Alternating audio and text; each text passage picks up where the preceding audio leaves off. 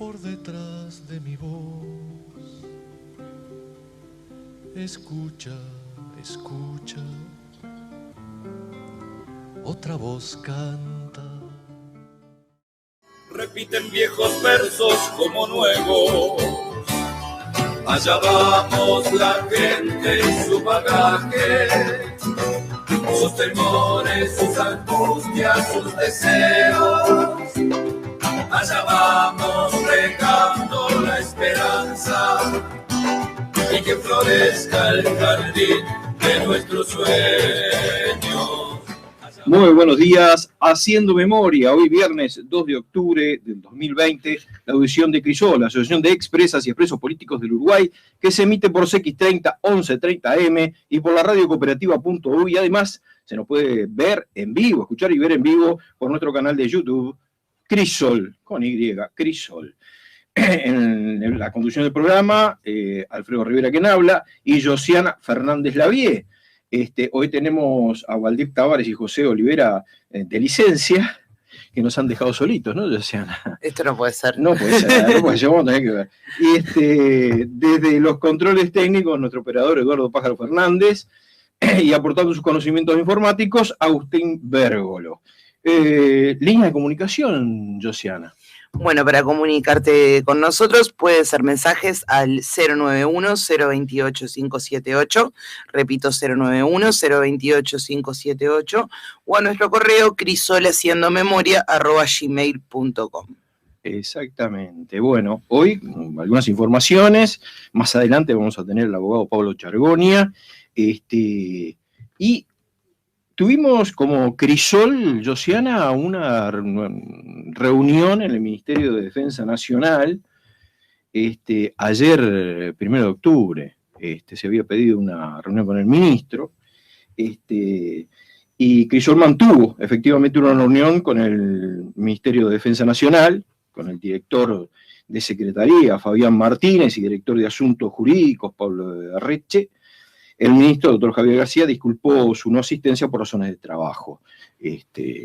Acerca de la solicitud para que se instruya un tribunal de honor y sancionar administrativamente a quienes recibieron sentencia ratificatoria por parte de la Suprema Corte de Justicia por la desaparición de María Claudia García de Hellman, se nos informó que a la brevedad se reglamentarán los tribunales de ética y conducta que se sustituyen desde el año pasado a los tribunales de honor, y se dará cumplimiento a lo solicitado por Crisol. Sí, quienes al ser procesados por el Poder Judicial han violentado su juramento de honor de respetar la Constitución y las leyes, dejan de ser honorables, deben ser sancionados cuando es por delito grave, deben ser separados de las Fuerzas Armadas. Sobre la temática hubo un extenso intercambio de información y de puntos de vista de manera totalmente franca y productiva. Es así. Acerca de la solicitud de que se adopte la decisión de suspender el pago de los haberes jubilatorios a todos los militares prófugos de la justicia acusados de graves violaciones de derechos humanos durante el terrorismo de Estado, se nos señaló que por el momento no existe marco jurídico que permita hacerlo. Sí. Nuestra delegación específicamente mencionó los casos de los coroneles Pedro Matos Narbondo y Manuel Cordero y del capitán Hermes Tarigo, prófugos de la justicia que continúan cobrando sus haberes. Sí, esto es tremendo, lo comentamos la semana pasada. La semana pasada, ¿verdad? Están en otros países, pero resulta que no se sabe cómo entran en alguna oportunidad a nuestro país, dan fe de vida. Y siguen cobrando. Una cosa insólita. Bueno, sí. Como tú decías, ¿no? Bueno, la reunión en términos cordiales en todo momento permitió conversar acerca de cuestiones pendientes con respecto al mantenimiento de las placas de memoria, inquietudes del colectivo sobre el tema de salud y otros asuntos. Se seguirá en contacto toda vez que sea necesario y se puso de manifiesto una buena disposición por ambas partes. Muy bien, a la reunión participaron integrantes de la dirección, Gastón Grisoni, Valdemar Taroco, Carlos López y José Olivera. Bueno, esto en cuanto a la reunión que tuvimos ayer en el Ministerio de Defensa Nacional, ¿no? Bueno, después tenemos algunas pequeñas noticias, ¿no? Como por ejemplo, la presentación a fines de noviembre. Bueno, la presentación justamente nombramos a José Olivera, y el padre de José Olivera, Pantaleón Olivera, había escrito hace un tiempo atrás un libro que se llama Frigorífico, que habla justamente sobre las luchas allá por los años 40, de la lucha de los trabajadores del frigorífico Anglo. Muy interesante, porque hay que recordar que es toda una crónica, además, donde los trabajadores trabajaban hasta descalzos, trabajaban niños, era tremendo, y bueno, desde ahí narra la lucha, la organización de los trabajadores por sus conquistas y por sus derechos. Y va a haber una presentación a fines de noviembre, la semana que viene seguramente se dará la fecha, cuando va a ser la presentación de la reedición de este libro que se llama Frigorífico. ¿Qué más tenemos por ahí, Josiana? Por otro lado, tenemos el tercer torneo de ajedrez Crisol el sábado 14 de noviembre a partir de las 16 horas. Obviamente que con el protocolo sanitario correspondiente de la Federación Uruguaya de Ajedrez, con la modalidad de ajedrez activo 15 minutos más 5 segundos de incremento a partir de la movida inicial. La semana que viene vamos a estar dando el contacto donde van a poder comunicarse para registrarse, si así lo desean. Muy bien, los fanáticos del ajedrez estarán pendientes o estaremos pendientes de este nuevo campeonato de ajedrez que, como tú bien decías, va a tener características especiales, teniendo en cuenta todas las medidas sanitarias adecuadas, ¿no? Y también reafirmar, ¿no? Con el protocolo sanitario de la Federación Uruguaya de Ajedrez. Muy bien. Hay una actividad. ¿Qué otras actividades hay? Porque ahora se viene... Bueno, es el fin de semana del patrimonio, sí. Entonces vamos a estar como rodeados de actividades. Vamos a empezar a nombrar algunas. Una actividad sobre Eduardo Bleier en conmemoración aniversario e identificación de sus restos en el MUME, el 7 de octubre a las 17:30. Luego tenemos, son un montón, tenemos Siglo Benedetti. Benedetti es canción, que ese dijiste que iba a decir vos, así que contá, sí, dale, totalmente, contá sí. de qué trata. No tengo, lo tenés tú ahí. Después también en el sitio de memoria, La Tablada, va a haber una jornada de puertas abiertas el 3 y 4 de octubre, de 10 a 16 horas, visitas guiadas y muestra fotográfica de imágenes del silencio.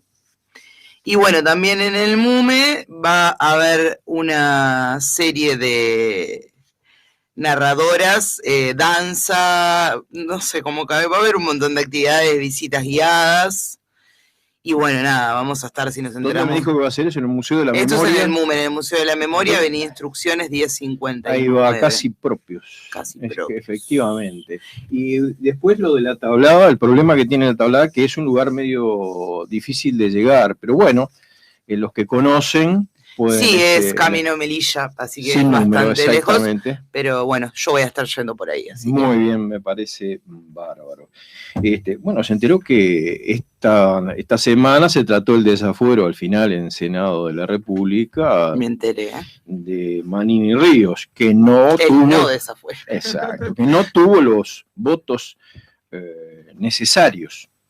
No tuvo los votos necesarios. Y la coalición multicolor, a excepción del Grupo Ciudadanos, que hay que decirlo, votó por la no levantada de los fueros. Se escuchó de todo, pero se escucharon muchas cosas preocupantes, como por ejemplo Guillermo Domenech dando cátedras de democracia y libertad cuando fue abogado sumariante en la dictadura y propuso la destitución de varios docentes. No sé si sabía eso. Tremendo, el amigo Domenech, ¿no? Pero además, una visión por alguno de los discursos, yo que lo vi todo, por YouTube lo vi todo en vivo, y tuve la posibilidad de verlo. Y la verdad que unos discursos sobre la teoría de los dos demonios, el terrorismo de Estado, reivindicando inclusive aspectos del terrorismo de Estado, realmente algo aberrante. Pero justamente para hablar de aspectos del terrorismo de Estado y a casos concretos relacionados al terrorismo de Estado, tenemos hoy a un integrante del Observatorio Luz Ibarburu.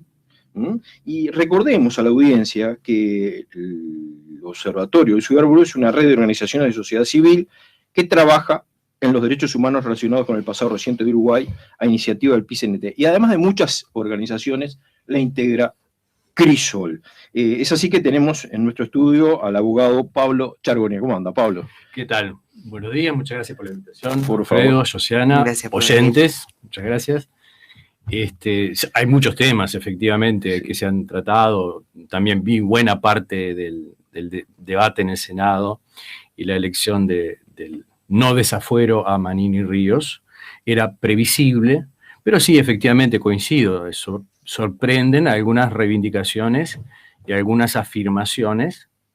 Bueno, hace pocas horas atrás, un candidato a la alcaldía del departamento de Colonia dijo unas expresiones absolutamente aberrantes sobre el caso de los detenidos desaparecidos, los que nos obliga a volver una y otra vez, creo que esto es de nunca acabar, y así tendrá que ser, a volver una y otra vez sobre conceptos básicos de crímenes del terrorismo de Estado, y por qué perseguimos la verdad y la justicia, porque estamos del lado correcto, como a veces digo, en forma un poco de broma. Sí. Entonces, Perdón, Pablo, perdona que te interrumpa, pero es importante para graficar a la audiencia, ¿no? Cuando hablamos de aberraciones, de las cosas que se dicen, que sean jodidas, a veces hay que decirlas, ¿no?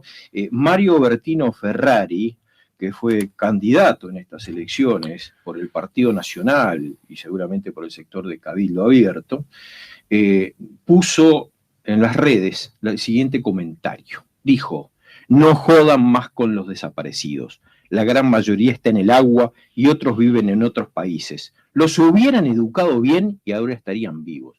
Es realmente, parece del siglo XV esto, ¿no? Sí, es tremendo, es un ¿no? espanto. Yo recuerdo cuando el general Videla decía en Argentina, los desaparecidos no están, simplemente no están. Solemos decir respecto a este crimen terrible que es la desaparición forzada, que los compañeros y compañeras desaparecidos no tienen derecho a vivir y no tienen derecho a morir.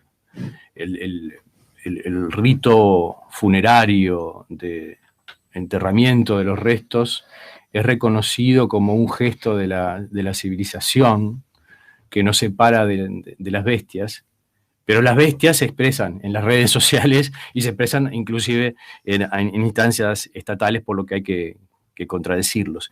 Y a mí se me ocurría, en este espacio, contradecirlo con un caso concreto. Es decir, traer a esta mesa, a este micrófono, una situación, una muestra de lo que es el terrorismo de Estado y de la lucha judicial contra la impunidad, que es siempre una lucha política. El debate jurídico, sobre todo en estos temas, es siempre un debate político. Y es siempre un debate axiológico, ético. No es posible diferenciar o dividir los campos de lo jurídico, de lo político y de lo ético, particularmente en esta situación. Entonces, la idea es un poco detenerme, hay muchos temas, pero detenerme en uno en particular, que es el conocido como el caso de los vagones, el de la tortura en Canelones, contar qué ocurrió, por qué se dio esa situación y en qué está en materia judicial. Tiene una característica este caso de tortura en Canelones, que es el primer caso regulado por el nuevo Código del Proceso Penal, lo que supone que en algún momento va a haber un juicio oral y público. El resto de los casos vinculados a las graves violaciones a los derechos humanos de la dictadura están regulados por el viejo Código del Proceso Penal, fundamentalmente escrito. Con esta otra modalidad procesal penal, lo que ocurrió fue una indagatoria, una investigación de la Fiscalía, y lo que se va a dar es un juzgamiento a través de un juicios orales y público en el juzgado de Canelones. Sí, sería bueno recordar, cuando hablamos de los vagones, de qué estamos hablando, porque era un lugar que no se conocía mucho, evidentemente, ¿no? Exactamente. Hubo varias detenciones. Yo tengo acá la acusación del fiscal y a mí me interesa apoyarme en eso, en esta acusación, porque es precisamente la postura de quien indagó desde el sistema judicial, desde la Fiscalía, quien indagó esta situación.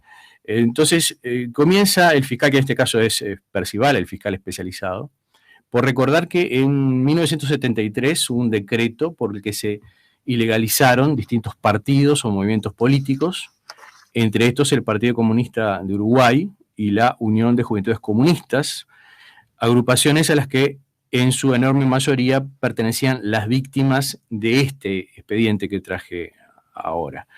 De igual forma, también se ilegalizaron, dice el fiscal, organizaciones sociales como la Convención Nacional de Trabajadores, la CNT, y la Federación de Estudiantes Universitarios de Uruguay, FEU, razón por la que se persiguió a todos los ciudadanos que intentaron resistir a la dictadura mediante la estructura que desde la clandestinidad dichas organizaciones se dieron.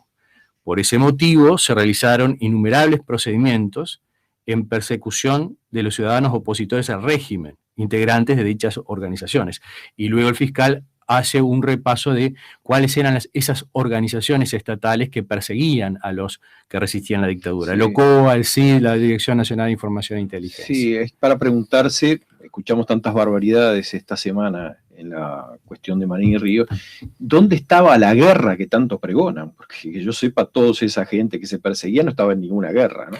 Estas personas, yo alguna vez en un micro, en este mismo programa, recordaba el caso de una de estas compañeras que era maestra, que ni siquiera pertenecía al PSU o a la UJC, sino que adhería al Frente Amplio, y su idea era alfabetizar, siguiendo el camino del maestro Castro, lograr la mejora de las sociedades a través de las campañas de alfabetización. Ese era el crimen que había cometido. Y terminó colgada, abusada y desnudada en los vagones. Esto es importante, sí, Sablo, efectivamente, porque tira por tierra la idea de un combate heroico con una épica de enfrentamiento de dos partes en igualdad de condiciones, y no había en lo absoluto nada de eso. Entonces, dentro de esa estructura, porque además el crimen es cometido no por un acto de psicópatas, no es eso, no es, porque esa es otra teoría que, como la de los dos demonios, es falsa y falsea la historia. No fueron Gabazo y 2 o 3 loquitos los que reprimieron al pueblo uruguayo. Fue la propia estructura, la organización estatal. Esto es importante señalarlo, porque cuando la organización estatal reprime, comete un daño gravísimo, mucho más intenso que el que podrían cometer algunos funcionarios en su desvarío, que lo pueden cometer, desde luego, y que desvariados hubo y psicópatas hubo, sin duda, pero lo complicado y lo complejo de los crímenes cometidos, como el régimen nazi en Alemania o las dictaduras del Plan Cóndor en el Cono Sur, es que todo el aparato estatal estaba dispuesto con la finalidad de la represión. Por lo tanto, el daño es mucho más intenso. ¿Y por qué repito esto? Precisamente porque el daño es intenso, porque las víctimas son miles y porque esta es la razón por la que la comunidad internacional dice: no importa el tiempo que haya pasado, estos crímenes son imperdonables. Muy bueno esto, porque estamos llegando a la tanda. Está muy bueno para reenganchar después con el caso que tú traías de los vagones, porque esta introducción justamente sobre el tema del terrorismo de Estado nos introduce, valga la redundancia, al tema justamente de los vagones que tú traías, ¿no? Bueno, vamos a ir a la tanda, Josiana. Vamos a la tanda. ¿Qué le parece? Bueno, y seguimos después la tanda con Haciendo Memoria, la audición de Crisol, la Asociación de Expresas y Expresos Políticos del Uruguay, con el abogado Pablo Chargonia. Continuamos con Haciendo Memoria, la audición de Crisol, la Asociación de Expresas y Expresos Políticos del Uruguay, por CX30, 1130 AM y por la radio cooperativa.uy. Y además nos pueden estar viendo en vivo e en directo en este momento por el canal de YouTube Crisol. Muy bien, estamos con el abogado Pablo Chargonia, integrante del Observatorio Luz Ibarburu, y nos referimos comenzando a hablar, además del terrorismo de Estado, pero que estamos hablando del terrorismo de Estado, del caso de los vagones de Canelones, ¿verdad, Pablo? Exactamente, decía que este caso está judicializado, no lo dije antes, pero lo digo ahora, a partir del trabajo de una organización de la sociedad civil, de una organización popular, Ágora, que son vecinos de Canelones, y de la Secretaría de Derechos Humanos de la Intendencia de Canelones. Quiero rescatar el trabajo de Valeria Rubino, por ejemplo, que reunió todos estos testimonios, y las propias víctimas dijeron: y después de decir todas estas cosas, y después de identificar inclusive a nuestros vecinos que eran los represores, porque lo que ocurre en las ciudades pequeñas es que torturado y torturador se encuentran en las esquinas, se cruzan, se encuentran en los almacenes. Y el paso siguiente fue denunciarlo ante la Fiscalía Especializada, y eso dio lugar a esta esta denuncia. Nosotros nos enganchamos luego como patrocinadores de alguno de estas víctimas. Entonces yo señalaba que el aparato estatal se transforma en organización criminal y dice la Fiscalía en el caso concreto, el departamento de Canelones no escapó a la lógica represiva desarrollada y fruto de esa lógica represiva es que se da esta instancia judicial. En este caso actuó la Dirección de Investigaciones de la Policía de Canelones entre los años 1975 y 1976. Ahí está focalizado el ámbito temporal de la investigación. Estaba a cargo del imputado Hugo Guillén, quien a su vez contaba, entre otros, con la colaboración de Winston Vitale y Alejandro Ferreira. Estas tres personas, estos tres imputados, torturadores de Canelones, estuvieron en la audiencia de antes de ayer. Hubo una audiencia antes de ayer, lo que supone también en una ciudad pequeña como Canelones, a veces rispideces en la puerta de los juzgados. Esto no suele conocerse, pero forma parte de la lucha judicial, política contra la impunidad, porque hay quienes apoyan, no solamente en el Senado, sino también en la órbita alrededor de los imputados de tortura, y consideran que estas personas están siendo víctimas de la persecución vengativa, cosa que lo hemos escuchado muchas veces y lo volveremos a escuchar. Digo esto por la necesidad de respaldar socialmente o públicamente a las víctimas porque ejercen una valiente tarea de búsqueda de la justicia en una ciudad en la que hay gente que los mira mal. Y de hecho gritos, insultos, eso también se da previo a las audiencias y lo tenemos que destacar como parte de estas realidades. Dice el fiscal, en esos años un conjunto importante de personas, más de un centenar, fueron detenidas en su casa, generalmente de noche, en forma violenta. Les incautaron y les sustrajeron sus bienes, libros, principalmente libros de historia, política, filosofía. Tras su detención fueron... Qué peligroso, ¿no? Claro, qué peligroso en general, los libros, ¿no? En general pensar es peligroso. Me hace la imagen aquella de los nazis quemando los libros en una plaza. Exactamente. ¿no? Tras su detención, dice el fiscal, fueron privados de su libertad en un centro clandestino de detención denominado Los Vagones, ubicado en una primera instancia en el Parque Artigas, donde funcionaba la escuela y la fuerza de choque de la policía de Canelones, en la calle Rodó de esa ciudad, y luego trasladado a un lugar más apartado y periférico del mismo Parque Artigas, en la Ruta 5, Barrio Olímpicos. Este lugar está señalado, es un sitio de memoria, se puede reconocer y saber exactamente dónde funcionaba. Se utilizaron, en efecto, vagones de AFE, que fueron trasladados a esos lugares, a los que se sumaron construcciones anexas para la nueva operativa de la dirección. En ese lugar permanecieron durante varios días algunas personas, compañeros y compañeras, y otros durante meses, antes de ser puestos a disposición de la justicia militar. Y fueron sometidos todos a apremios físicos, a tortura, a tratos crueles, inhumanos, degradantes, que consistieron, dice el fiscal, en cubrirles la cabeza con capuchas para impedirles la visión, estar maniatados con esposas o con alambres en los interrogatorios y en los periodos que estuvieron de plantón, mala o nula alimentación, limitado acceso al baño para sus necesidades básicas y de higienizarse, permanecieron incomunicados del mundo exterior, abusos de todo tipo, golpizas en las manos, en los pies con objetos contundentes. Se aplicó el submarino, consistente en sumergirle la cabeza al detenido en un tacho con agua sucia, el cabacete, que supone poner al detenido sentado horcajada sobre un filo o borde, colgamiento de los brazos e incluso episodios de simulacro de ejecución. Esto eran los interrogatorios, esto se hacía en forma metódica y planificada por el departamento de la policía de Canelones. Y luego señalar estas operativas, menciona a las víctimas, que yo las voy a mencionar porque precisamente recién yo elogiaba el coraje de los compañeros y compañeras sobrevivientes de la tortura, que dan el paso de reconocer lo que pasaron, de decirle a los vecinos, esto pasó, y de dar un paso más y decir, y hay responsables e identificar. Es un momento muy duro, Charuni, ¿eh? Es un momento muy duro. Claro. Sí. Y por eso quiero señalar que Raúl Rossi tenía 28 años, fue detenido en el 75, entre abril y mayo del 75 fueron detenidos 17 personas. Henry Martínez Lerete Olerete tenía 25 años, fue detenido, torturado. Félix Piñeiro tenía 22 años, detenido en aquella época. Hugo Rey, 20 años, detenido en aquella época. Miguel Millán Sequeira tenía 18 años. José Esteves, 24, Amílcar Antacosta, 21, Jorge Hipólito Espinosa, 23 años, Luis Brignoni tenía 34 años, fue detenido en abril de 75, Nelson Fernández Pino, 23 años, detenido y torturado en los vagones, Abel Oroño Mota, 28 años, Carlos Telechea, 24 años, Víctor Rossi, 34 años, fue detenido el 30 de enero de 76 por el Departamento 6 de la Dirección Nacional de Inteligencia.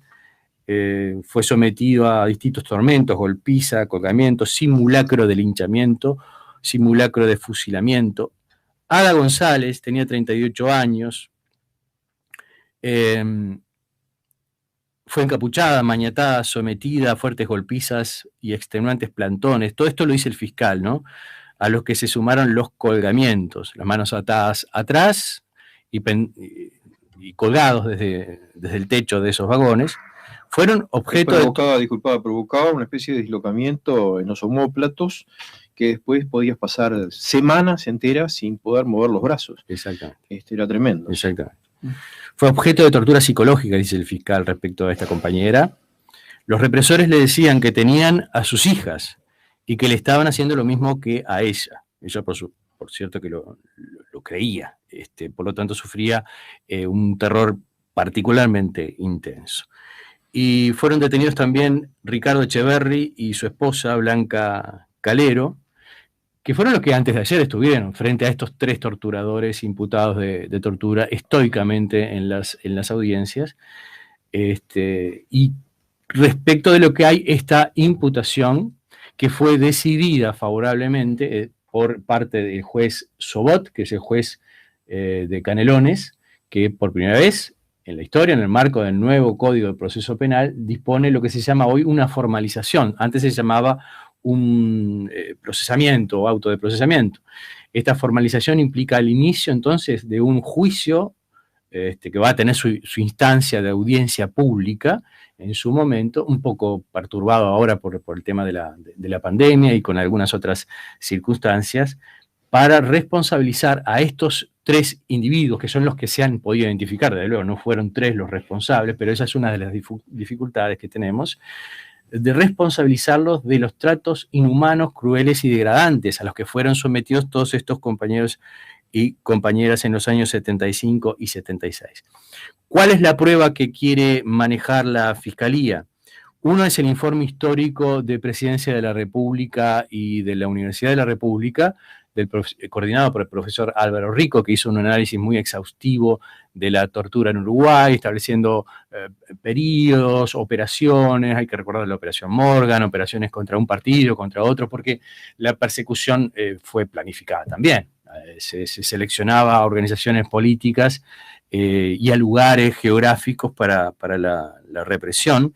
Por lo tanto, en este juicio se escuchará la voz de o el profesor Álvaro Rico o de la licenciada Fabiana Larrobla, que lo sustituyó en ese trabajo histórico muy importante. Hay que recordar que hay 3 tomos muy voluminosos que describen el fenómeno del terrorismo de Estado en Uruguay y que se puede acceder también para quien quiera un poco adentrarse en lo que es el terrorismo de Estado. Se puede acceder a través de Internet, porque en el sitio de la Secretaría de Derechos Humanos para el pasado reciente se puede tomar contacto, cualquier ciudadano puede tomar contacto con estos abordajes históricos e incluso con la nómina de los que fueron detenidos y sometidos a la justicia militar y los que fueron ejecutados, y hay fichas personales del caso de los desaparecidos. Y se va a requerir prueba pericial a la cátedra de la Facultad de Medicina, porque le interesa al fiscal, le interesa a las víctimas también, que se describa lo que vos decías recién, Alfredo, cuáles son las secuelas de todo esto, desde el punto de vista físico y desde el punto de vista psicológico, el daño invisible suele decirse, recuerdo un dictamen del profesor Hugo Rodríguez Almada, que es el catedrático grado 5 de la Facultad de Medicina en esta materia, de medicina forense, que dice, toda tortura física implica la tortura psicológica. Lo mismo se decía en el informe Uruguay Nunca Más, muy temprano, hecho por Serpaj en 1985-86, fueron los primeros materiales de abordaje acerca de la tortura en Uruguay, valiosísimo documento que aún hoy hay que repasar. Toda tortura física implica la tortura psicológica y un intenso daño que permanece en el tiempo. Sí, yo, para ilustrar un poquito, porque es realmente macabro, ¿no? Muy macabro. El escuchar los gritos de las compañeras, aterradores gritos de las compañeras, los golpes, escuchar lo que le están haciendo a otro al lado tuyo, es brutal. Amén de estar encapuchado, amén que a veces se caía la capucha por los golpes o por lo que fuera y podías ver determinadas cuestiones, que era más aterrador todavía. Y bueno, es tremendo, realmente. La tortura psicológica era tremenda. Desde el momento que te dejaban indefenso, desnudo o desnudas, ¿no? A las compañeras, era realmente dantesco, ¿no? Claro. No tiene un adjetivo exactamente, porque parece, cuando uno lo vive, parece algo irreal. Y nosotros antes de la audiencia hablábamos como con Blanca y con Ricardo de estas víctimas cuando estábamos esperando, en una pieza los tres imputados de tortura y sus abogados, en otra habitación el fiscal y en otra habitación las víctimas más o menos acomodadas como se puedan en el juzgado, que es una casa, no está adecuado en realidad para tener juicios orales y públicos. Estoy pensando en eso, ¿no? Las posibilidades que el público finalmente asista a estas audiencias cuando se den van a estar restringidas, lo que me parece muy mala cosa, porque la idea de un juicio oral y público es la fiscalización popular. Este es el sentido que tiene, la democratización y la transparencia, para comprender este tipo de debates directamente sin intermediarios. Y en esa espera, recordábamos la actualidad de todos estos temas. Esto ocurrió en el 75, en el 76. Pero la tortura está reivindicada aún hoy. Estados Unidos sostenía después de la caída de las Torres Gemelas la legitimidad de los interrogatorios bajo tortura. Cierto. Y de hecho submarino. Le daban un nombre sofisticado, waterboarding, para aplicarlo en Guantánamo. Y eso lo sostenían desde el poder mundial. Entonces no es un tema alejado ni arqueológico, es un tema de actualidad. Y también decíamos, discúlpame, que muchos de estos compañeros que mencioné recién acá tenían actividad sindical en el frigorífico de Canelones, que hoy está cerrado, que hoy está en conflicto porque los capitales brasileños hacen cálculos con los sueldos de los trabajadores. El vínculo entre lucha de clases, militancia sindical, reclamo de mejores salarios y la tortura es algo que no suele hacerse, no está en el discurso descriptivo, por buenas razones, yo sé por qué razones son. Entre otras cosas, para que el capital quede exonerado de responsabilidades en el terrorismo de Estado. Y me parece que tenemos que dar esa discusión. Tenía que ver con la represión a los sindicatos. De hecho, hay dirigentes sindicales desaparecidos. Y tenía que ver con la necesidad de ilegalizar a la CNT para permitir que el capital y los capitales transnacionales aumentaran sus ganancias y se concentraran en la riqueza.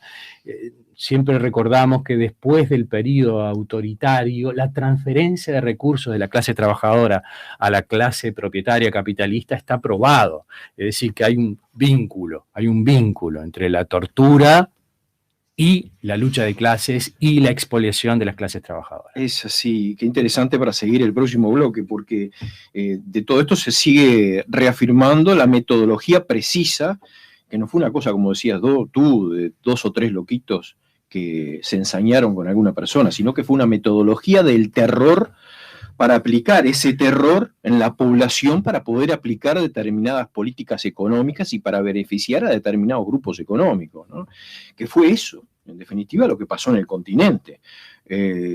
Interesante lo del frigorífico de Canelones, pero estamos llegando a una pausa, y después de la pausa continuamos aquí con Haciendo Memoria, ¿no, Josiana? La audición de la Asociación de Expresas y Expresos Políticos del Uruguay. Vamos a la tanda, ¿no, Josiana? Vamos a la tanda. Bueno, retomamos con Crisol, Haciendo Memoria, un programa de la Asociación de Expresas y Expresos Políticos del Uruguay, y tenemos todavía con nosotros al abogado Pablo Chargoña. Muy bien. Pablo, tú sabes que recibimos una pequeña llamada telefónica de un oyente, de Raquel, que nos preguntaba justamente por los juicios ahora que pueden ser públicos, y tú hablabas justamente que el local era una casa muy pequeña, si pueden ser transmitidos a través de las redes. Sí, yo acompaño la inquietud y me parece bien. Hay una experiencia internacional, no en Uruguay, pero sí en Argentina, de la transmisión de los juicios. Tecnológicamente se puede hacer, no habría ninguna dificultad, de la misma manera que vimos por YouTube la sesión en la Cámara de Senadores, por ejemplo. Es un tema de organización, de administración de los juzgados. No es un tema de juzgado de Canelones. En tal caso, es la Suprema Corte de Justicia quien debería establecer esas posibilidades.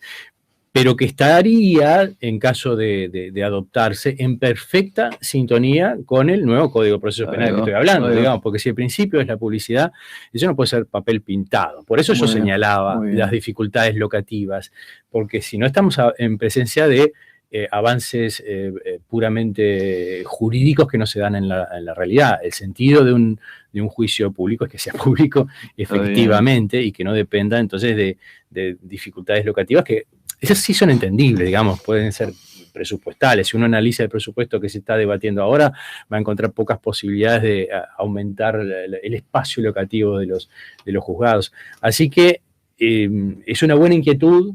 Depende de la Suprema Corte de Justicia que organice, gestione o administre mecanismos de transmisión telemática a través de streaming o de las formas que fueran. Por supuesto que las víctimas tienen interés en eso. Depende, insisto, de la Suprema Corte de Justicia y de sus decisiones.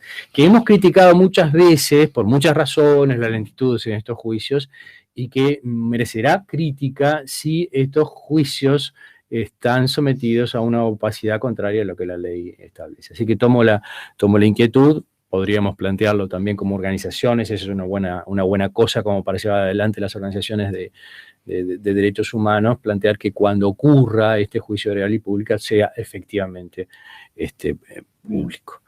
Bien. Y siguiendo, digamos, para terminar un poco la causa de Canelones, después de estos hechos que mencionaba la Fiscalía, la tortura metódica, sistemática que se describe, el asunto es qué delito se les imputa. Y la Fiscalía dice, esto sin duda es tortura, enmarcado en lo que dice el artículo 22 de la ley 18.026, que de cualquier manera y por cualquier motivo, siendo agente del Estado o sin serlo, contando con la autorización, apoyo o aquiescencia de uno o más agente del Estado, impusiere cualquier forma de tortura a una persona privada de libertad o bajo su custodia o control a una persona que comparezca ante la autoridad en calidad de testigo, será castigado, etc. La tortura hoy está legislado y regulado de esta manera, es un tipo penal. Pero, dice la Fiscalía, pero no estaba vigente en la década del 70, y para que no se le reprochara una aplicación retroactiva, ustedes saben que la ley penal no tiene aplicación retroactiva cuando es menos favorable, acude la Fiscalía especializada, el doctor Percivale, a otras figuras que están en el Código Penal que sí estaban vigentes entonces, como el abuso de autoridad contra el detenido, la privación de libertad y las lesiones. Es decir, que lo que se les imputa son estos delitos vigentes en la época.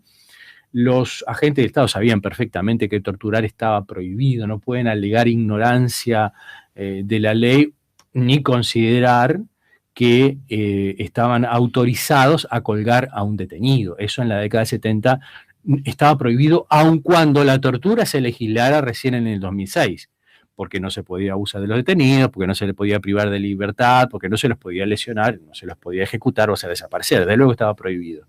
Digo todo esto ¿por qué? Porque después de estas imputaciones, lo que vino es lo que se llama contestación de la acusación. ¿Cómo se defienden los imputados de tortura? ¿Qué dicen? Tengo los escritos acá, no los voy a leer, son voluminosos, pero los abogados lo que dicen básicamente, yo siempre lo recuerdo, es lo mismo que decían los nazis en la década del 60 en Alemania. Pasó el tiempo, aun cuando estos hechos hubieran ocurrido, hay una ley penal que establece que, o procesal penal que establece que el tiempo debilita y hace desaparecer la acción penal, es lo que se llama la prescripción. Entonces se repiten en los escritos una y otra vez, estos hechos pasaron hace 44 años, lo dicen una y otra vez. La defensa central de los torturadores es que pasaron 44 años. Y efectivamente, pasaron 44 años. 44 años es la medida de la injusticia. 44 años es la medida de la ausencia de amparo judicial de las víctimas. Uruguay fue condenado por primera vez en el caso Hellman precisamente por violar ese derecho humano de las víctimas sobrevivientes al amparo judicial. No lo tuvieron nunca. De hecho, no lo tienen la mayoría de ellos aún hoy. O los familiares de los desaparecidos o los familiares de los ejecutados. Y violar el derecho al amparo judicial es violar un derecho humano. Sí, la impunidad es una violación del derecho humano. No solamente la tortura, sino el perdón a los torturadores. O sea, que el torturado no tenga a un juez que lo escuche y sancione al responsable, es esa otra violación de los deberes internacionales. Es por eso que fue condenado Uruguay en el 2011 por la Corte Interamericana. Por eso nosotros decimos, efectivamente, pasaron 44 años y esa es la medida de la violación del deber internacional que el Estado uruguayo tiene a través del sistema judicial, entre otros órganos estatales, no solamente, de juzgar a los responsables en el marco del debido proceso. Precisamente, en ese marco del debido proceso, los torturadores pueden hacer cosas que las víctimas de tortura nunca tuvieron. Un abogado al lado que presentara escritos y que sin ser atormentados pudieran defenderse. Esa es una diferencia radical entre el terrorismo de Estado y los interrogatorios penales en el marco del pleno respeto a los derechos humanos que nosotros tenemos que reivindicar una y otra vez como militancia a favor de los derechos humanos. Entonces dicen en su defensa, además de negar los hechos, eso no ocurrió, sin argumentos, cosa que por supuesto agravia a las víctimas que vivieron el tormento, además de decir que no ocurrió, que pasaron 44 años. Pero la defensa fundamental es esa, el tiempo transcurrido. Entonces, en Canelones se va a dar, como se da en otros tribunales en Uruguay, y como se dio en la Alemania de la década de 60, que yo mencionaba recién, otra vez el debate central de la impunidad y de esta lucha judicial política por los derechos humanos, que es la afirmación del carácter imprescriptible de estos crímenes cometidos en los vagones en Canelones. Y hay que subrayar que interesa a quién el castigo de los torturadores de los vagones de Canelones. A las víctimas, por supuesto, pero a la humanidad en su conjunto, porque por eso se llaman crímenes contra la humanidad. El interesado en que se persigan y que no queden sin castigo todas estas barbaridades que comentamos que ocurrían en esos vagones de AFE en Canelones, es la comunidad internacional, precisamente para dar una respuesta a los gobiernos que aún hoy siguen haciendo desaparecer gente. Pensemos en Ayotzinapa, en México, eso no ocurrió en la década del 70, está ocurriendo hoy, de hecho, ¿no? Por lo tanto, todo eso es necesario, nunca suficiente, sin embargo, es necesario. La respuesta es, entonces, que debe dar el juzgado de Canelones y todos los juzgados de Uruguay en defensa del interés de la comunidad internacional, en defensa de la humanidad, para que estos hechos efectivamente nunca más ocurran. Reclamar que nunca más ocurran sería quimérico, ilusorio, si los perpetradores obtuvieran la ventaja de la impunidad. Por lo tanto, la impunidad no puede ser un premio. De ahí la importancia, vuelvo a decirlo, de que esta lucha no se vea como una cuestión jurídica para iniciados, porque no es eso, es una lucha política de singular trascendencia y de dimensión ética. Reafirma lo que tú estás diciendo, lo que siempre decimos Damián acá, ¿no? Que esto es el futuro, no es el pasado. Porque resolviendo estos temas de manera adecuada es una de las garantías, no totales, pero es una de las garantías por las cuales se logra la no repetición. Exactamente. Claro. Entonces, porque hay quienes dicen que esto no sirve para nada, que no, en fin, pero en realidad esto es hablar del futuro, no es hablar del pasado solamente y hacer memoria solamente por hacer memoria. Sí, se le llama eso la memoria pasiva. Yo estoy en desacuerdo con eso. Está muy bien colocar placas en sitios de memoria, pero si solo queda en eso, si digo, ahí ocurrieron actos aberrantes y los actos aberrantes no se investigan judicialmente, estoy fallando en algo, que es en uno de los elementos fundamentales para que no vuelva a ocurrir, como vos decís. Entonces, la verdad sí, pero también la reparación, pero también las garantías de no repetición, pero también la modificación del Estado para que se diseñe el Estado de modo tal de defender más adecuadamente los derechos humanos y la justicia. Y todo ese conjunto de acciones interactuando, porque se alimentan recíprocamente. Por eso yo creo que es necesario dar esa batalla cultural, política, por la justicia. E incluso, capaz que ustedes tienen la oportunidad de hablar del colectivo Memoria en Libertad, voy a mencionarlo porque si no después me lo reprochan las compañeras. Hay una nueva generación, que son los hijos de los presos políticos, que han sufrido, que también son víctimas del terrorismo de Estado. Y a mí me han contado además que también otra generación, incluso los hijos de los hijos, que reciben la secuela del Estado terrorista.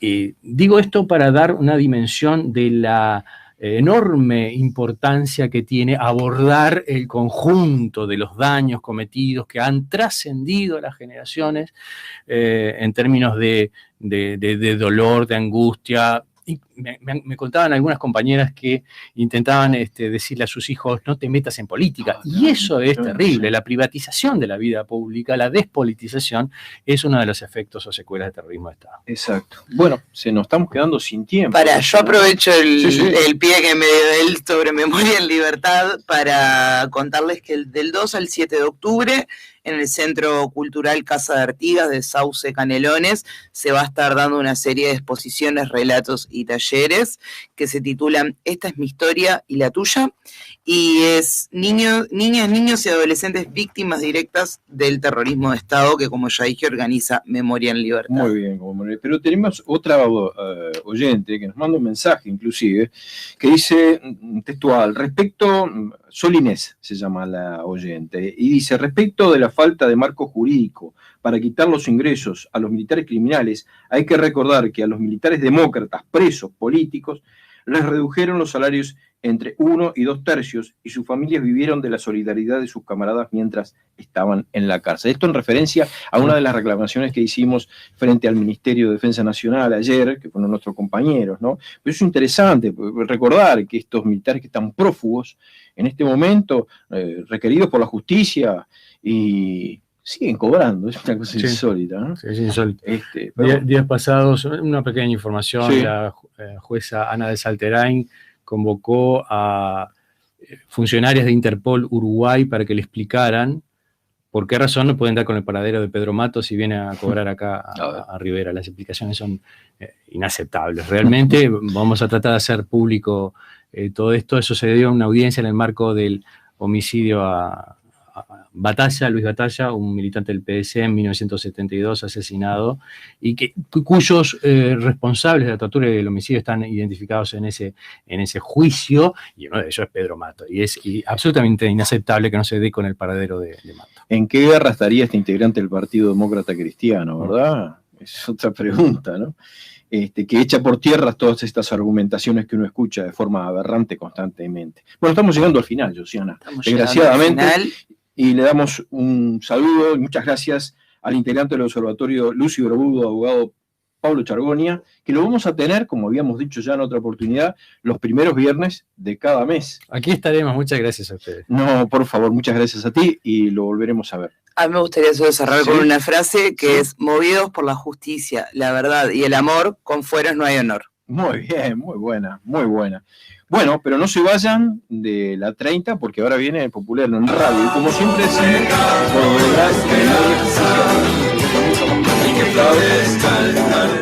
Uruguay está más que nunca en lucha para que los más infelices sean los más privilegiados. Y vamos arriba con la esperanza, ¿eh?